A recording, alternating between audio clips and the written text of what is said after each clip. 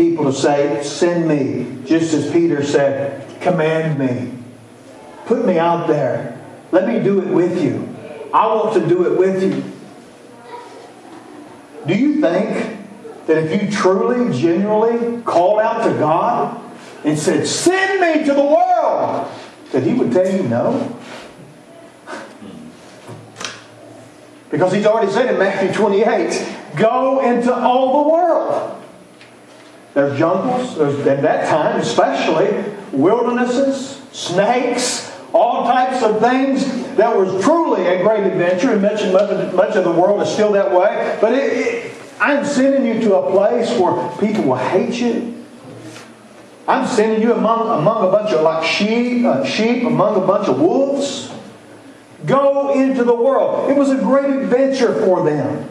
Do you think God is going to tell you, if you say, God, I want an adventurous life. I want to do something great for you. I don't want to be normal. I don't want to just have routine. I don't want to just exist. I want my prayers answered. I want to accomplish great things when I go to pray. I want to touch people in other parts of the world. I want to reach people. I want my ministry to be bigger. I want to touch more souls. I want to reach the lost. Do you think God's going to tell you no? I just got a routine existence for you. My grace is enough for that. It would be, because you've named the name of Christ and you can make it through life if you want to, but what a boring life. But wouldn't it be better that we come to Him and say, God, send me? It's interesting when God came to Isaiah that God presented some things before him and said, who shall go for us? He didn't say, you demand. He didn't say that. He didn't come to him and say, Isaiah, you're the one. He asked him a question. Who shall go for us? And Isaiah responded, here I am. Send me. Man, that'll be our attitude and our spirit. I don't know what I'm getting myself into. I know I'm not perfect. And Isaiah's first response, I'm a man of unclean lips. He recognized immediately, whoa. I said, I'll go, but man, I'm a man of unclean lips. And of course, God took care of it, made provision. Took the coal off the altar of heaven, touched his lips and cleansed his life. God will not tell you no. I'm not saying we need to be a bunch of self-called evangelists.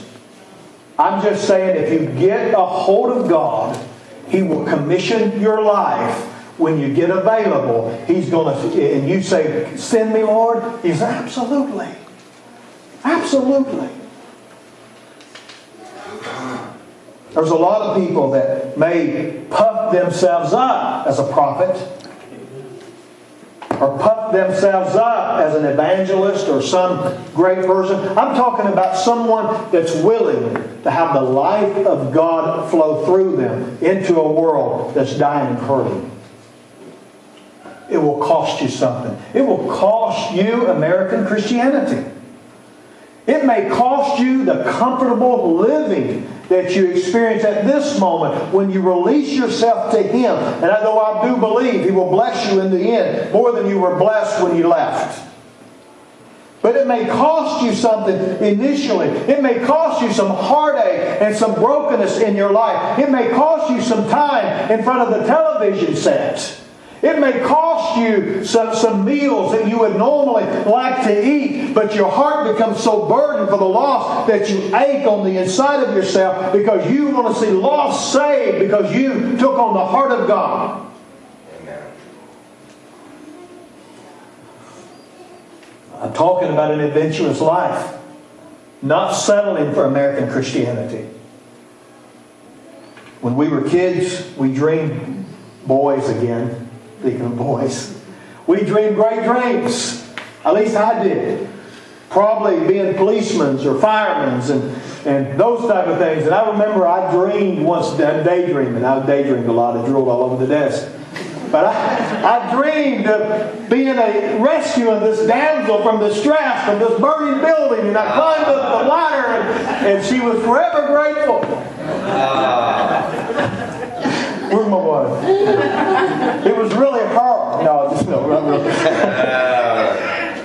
But that's the adventure that lives in man. Am I alone? Nope. Or weird? Okay. I know I'm weird.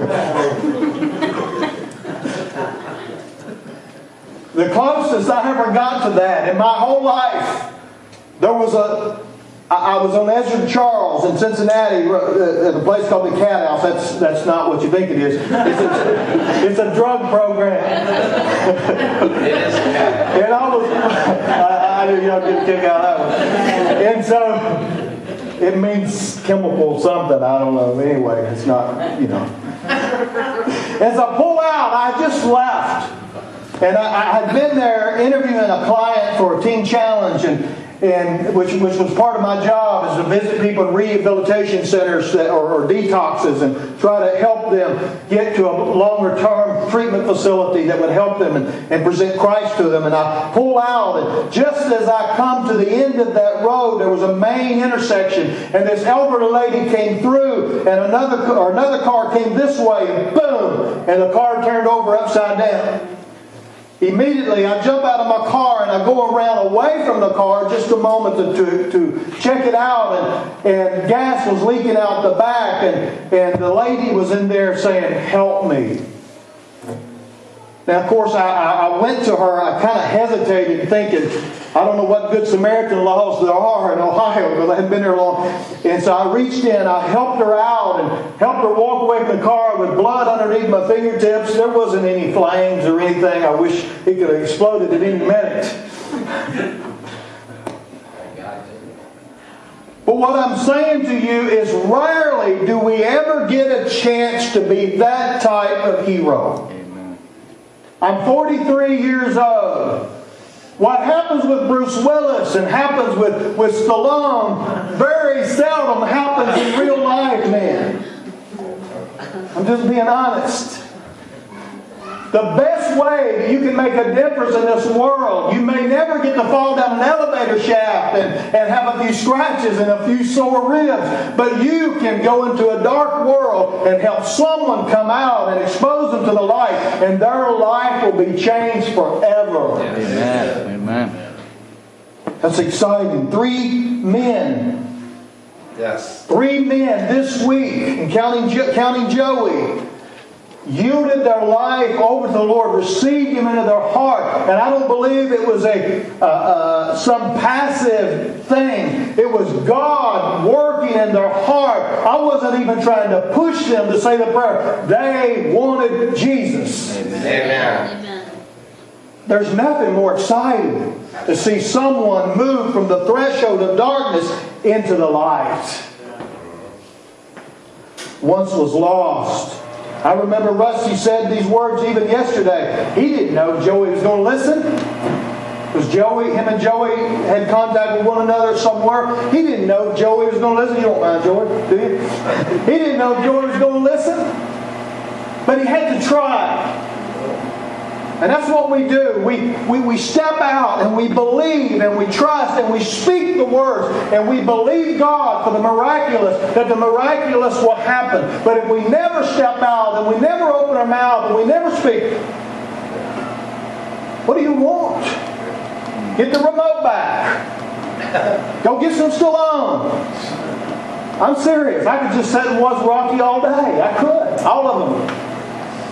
If Rambo's on this afternoon, there's going to be something in me that says, watch him again. I've watched him 3 times or 4 times or 5 times. But there's something on me that says, watch him. But we don't even like it when we got a little ache in our body. But they can just take blow after blow.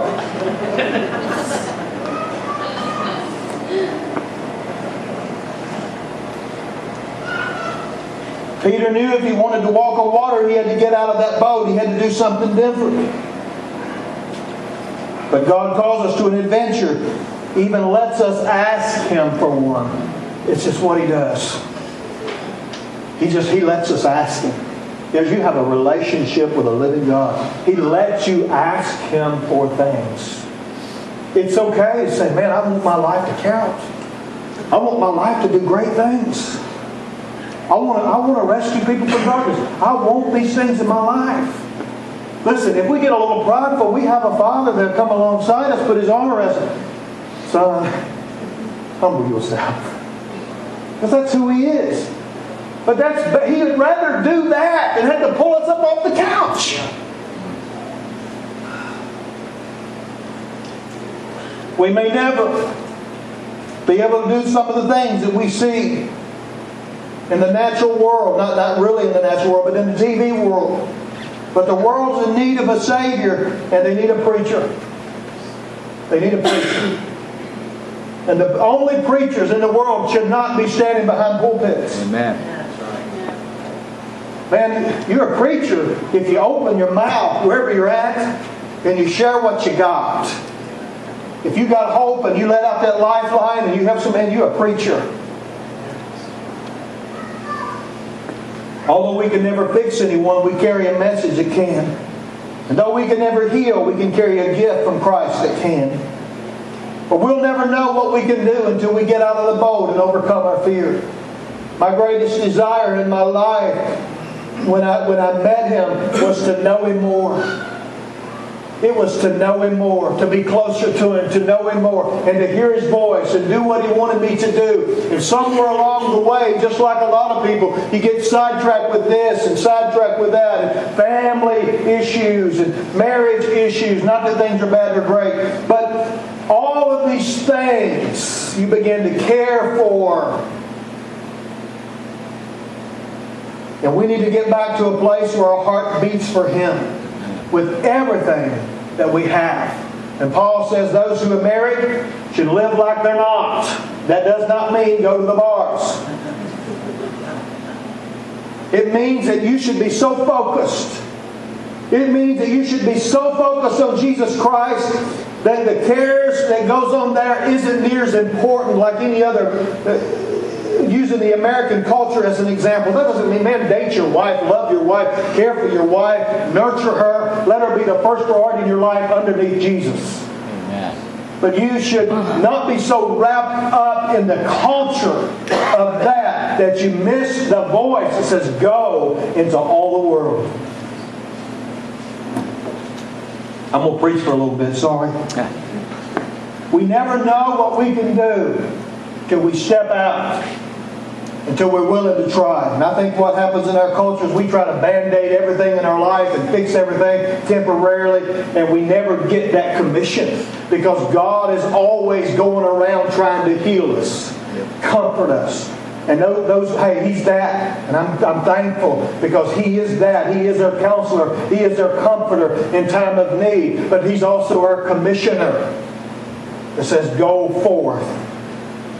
I remember in 2001, after the 4-day riot in Cincinnati, you may remember that in the news. The riots were so bad that at Teen Challenge, no news was even allowed. We wouldn't even allow news anymore because there was so much negativity that we didn't want it. We had blacks and whites mixed at Teen Challenge. We didn't want controversy on campus.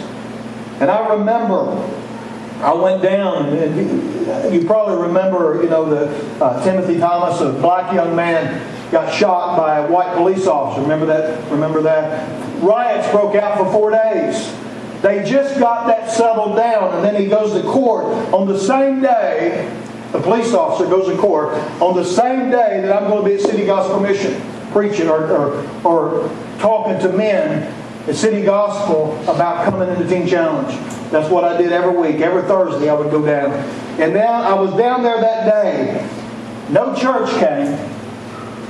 No preacher came. The chaplain was there, but he lived in Cincinnati. He says, listen, you can go home too. This is what's getting ready to announce the verdict. We believe there's going to be riots. If you want to go home now. I said, brother, I'm here. God's called me to preach. They said, well, we need a preacher in a pulpit. I remember, in fear, I go into the chapel, black gentleman, I'm white, in Cincinnati, I'm just being honest, it says something nasty, I don't even remember what it was. I just keep going to the pulpit where I'm supposed to be. Then I leave, and I'll be honest with you, I wondered at any moment, is rocks coming toward my windshield? Are there going to be baseball bats? And what's going to happen next? But what I want you to understand, first of all, here's the answer. It started raining. And they didn't want to ride in the rain. Okay? So I was blessed. But what I wanted to say, trust Him for the miraculous. Don't let fear rule your life. If you let fear keep you from stepping out and being what God has called you to be, you'll never be what you can be, and you'll always feel like you're surviving. Step out. Do what you can and watch God do the miraculous. Here's Peter, verse 29. And when Peter had come down out of the boat, he walked on the water to go to Jesus. Now, it's interesting. Here's those 11 disciples, only one got out of that boat. I know Peter's impulsive. If you've read the Scriptures, he's the impulsive one.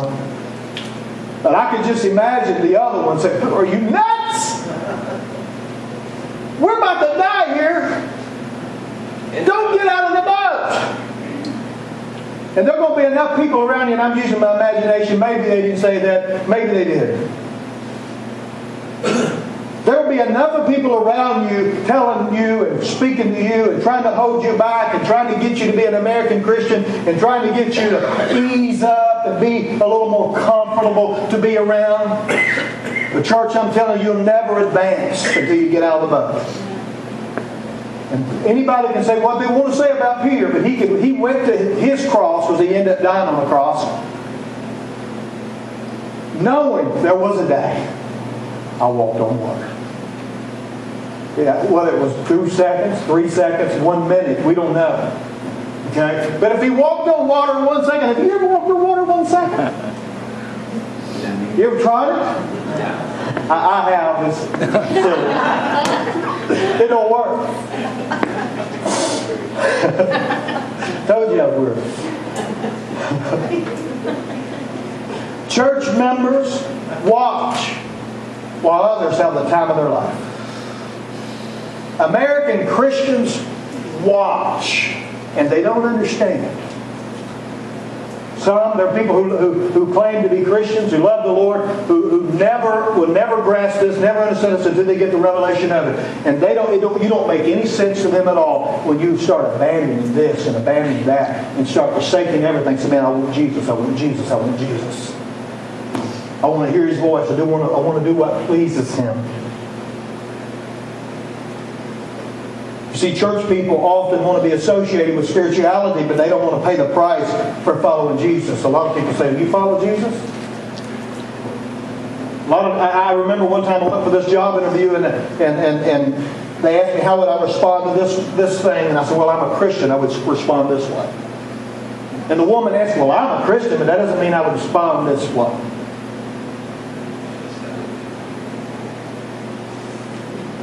Maybe we need to quit saying we're a Christian and just say, "I follow Jesus." Maybe we need to get that in our spirits. I'm following Him. He is my life. I don't have a life outside of Him. He is my life. He is my being. He is the reason I exist. He's the reason I wake up. He's the reason I give. He's the reason I pastor. He's the reason I go to work. He is my everything. I follow Him.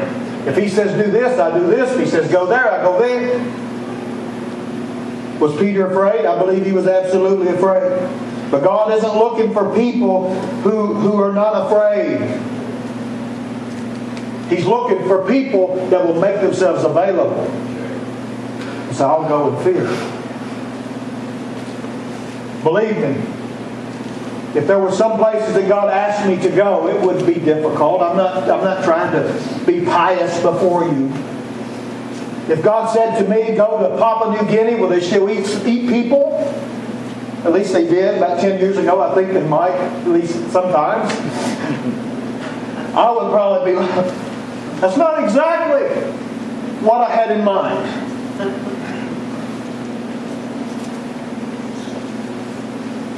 But God's looking for people that will be available. He's looking for available hearts, and when He speaks that word, they'll say, yes, Lord, yes. Peter didn't just step out and do something stupid. Do you hear what he said? He said, you command me. He trusted Him enough. If you command me, I'll do it. I'm not stepping out on my own here, but if you speak to me, I will do it.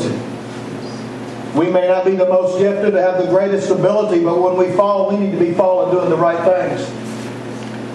Let me tell you how Peter would have failed, I believe, if he hadn't have stepped out.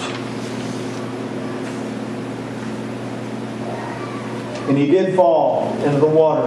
He began to observe the storms of life and the wind and all of those things, and he did fall in the water, but we need to understand something. It's better to try than to not try at all. It's better to go forward with some fear in your life than not do nothing.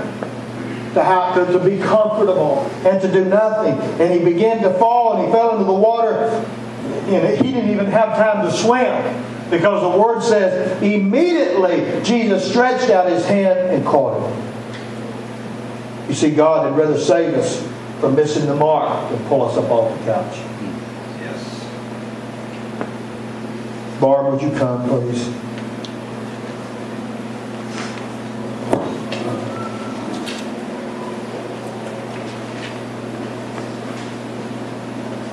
What we're talking about this morning, let's stand together.